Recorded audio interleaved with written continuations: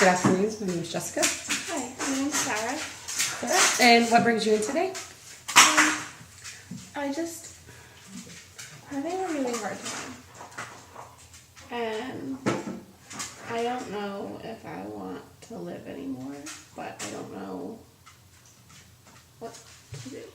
Okay, so what makes you feel like you might not want to live anymore? Oh,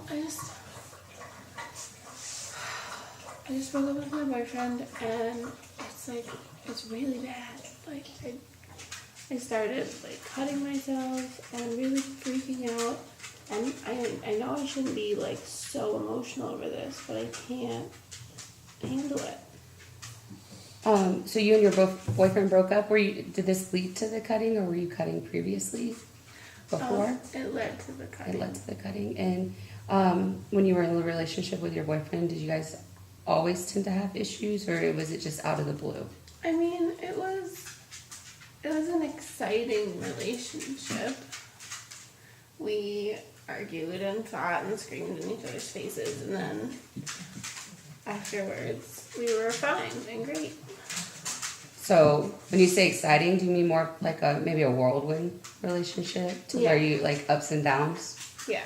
Okay. And once you guys broke up, the intense feeling, did it start to become like you felt like you had to cut yourself to make yourself feel better, or like to release tensions or something? When you cut yourself, how does it make you feel? More like releasing tension. Like I just want to do something to get all that energy out. Like, or get really drunk and sleep with somebody, or drive really fast, or the cutting myself kind of came as part of that. It's like I just need to do something. So what you're saying is not only are you cutting yourself, but you're taking risky behaviors with your life other ways. I read in your file that, like you said, you drive fast down the freeway, but it's while you're intoxicated. And you also have risky sexual behaviors while intoxicated. And those all make you feel better at the moment, or for a couple of days, or... Just at the moment, and then I'm bored and angry again. Bored and angry. Have you ever spoken with any kind of mental health professionals and had any assessments done? Not really. No? Because I see symptoms that maybe you should speak with a mental health professional to try to get these behaviors under control. And but I can see where the recent breakup with your boyfriend can cause you to go a little bit over the edge. And maybe we should try to see if we can get you in some kind of programs that will help control these urges. What do you think about that? I guess that'd be okay. My mom and dad and my brother keep telling me that I'm crazy, and they're really angry with me. You think that they're saying you're crazy because of your risky behaviors, or just because they don't know how to handle the situations themselves? I don't know. I think it's partly the risky behaviors, and they keep flying off the handle at everybody, and partly maybe they just don't know what to do.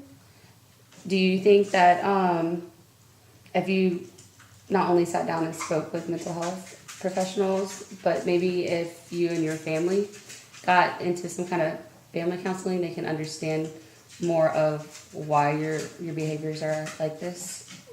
I mean, it might be nice if they could understand me, but I don't want to give them anything to talk about. I'm afraid that they'll say even more that I'm crazy. Okay. I can understand how the way you're feeling when you talk to somebody else might make you feel like they're gonna kind of be judgmental at the situation or whatever, but it wouldn't hurt to maybe sit down for a session and everybody talk through the crisis. Okay. And see if that will help in the end a little bit, release some tension off of you. So what do you think at the moment right now would help you to cope a little bit better? I don't know what I should do right now. I know that I'm I'm calm right now, but in 5 minutes I might not be, and I don't know. Have you been able to like realize what sets you off initially before you start losing control? It It's is. just everything. Can you give me some examples of things that set you off?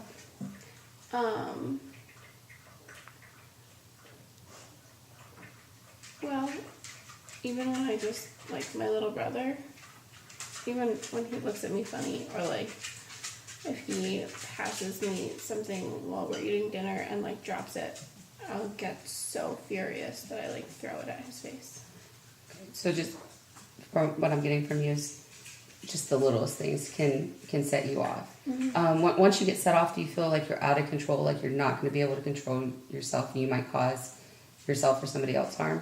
Yeah, I can't stop myself from freaking out, and I can't like slow down or calm down. I just have to ride it out. Okay.